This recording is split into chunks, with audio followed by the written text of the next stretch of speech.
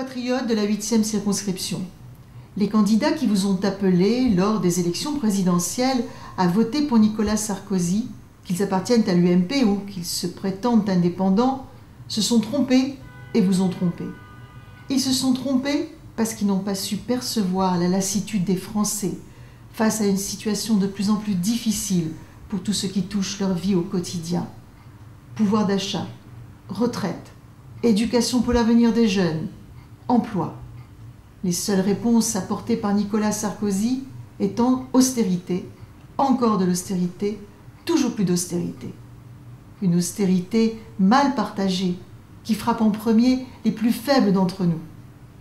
Le président de la République, François Hollande, a su apporter une note sincère d'espoir au peuple français dans un paysage européen déprimant et déprimé.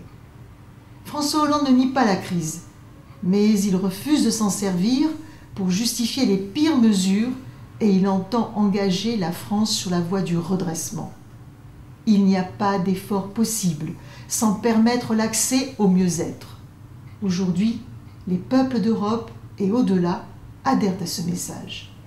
C'est bien dans ce sens que je m'adresse à vous. De nombreuses propositions de loi préparées par l'UMP menacent très gravement le sort des Français de l'étranger. Ensemble, il nous faut faire sans faute barrage à ces projets. Ils touchent aux plus sensibles du statut des Français de l'étranger. Atteinte à la binationalité, double imposition, suppression programmée de l'aide sociale, transformation des consulats en simple boîte aux lettres via Internet, réduction drastique du nombre des instituts français. Autant de projets qui nécessitent un redressement immédiat et un plan d'action énergique. Les Français de l'étranger me connaissent puisque je vis parmi eux depuis 32 ans et que j'ai lié mon sort et celui de ma famille au leur. Élu en juin prochain, je saurai défendre nos droits et traduire nos espérances au sein de l'Assemblée nationale. Je partagerai mon action en 4 points essentiels. Protéger les Français de la 8e circonscription en réclamant en notre faveur l'application des lois sociales françaises. Résister contre la crise. J'agirai pour promouvoir un dispositif d'aide aux Français de l'étranger, créateurs de petites et moyennes entreprises, et pour susciter des antennes d'emploi. Inventer, car il y a nécessité à aller de l'avant, comme renforcer les partenariats euro-méditerranéens entre les acteurs de la 8e circonscription autour de projets de développement durable, d'éducation à l'environnement et de prévention des risques. Et enfin rassembler.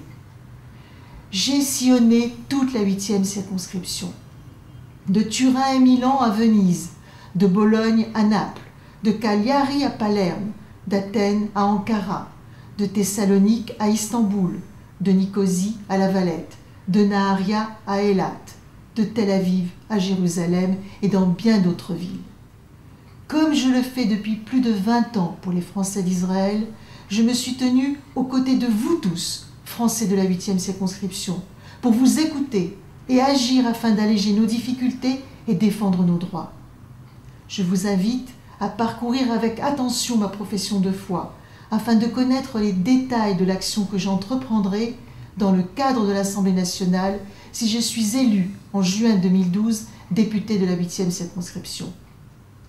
Dès aujourd'hui, j'associe mon destin personnel à celui de tous les Français de cette circonscription que j'ai profondément à cœur de servir avec efficacité et loyauté.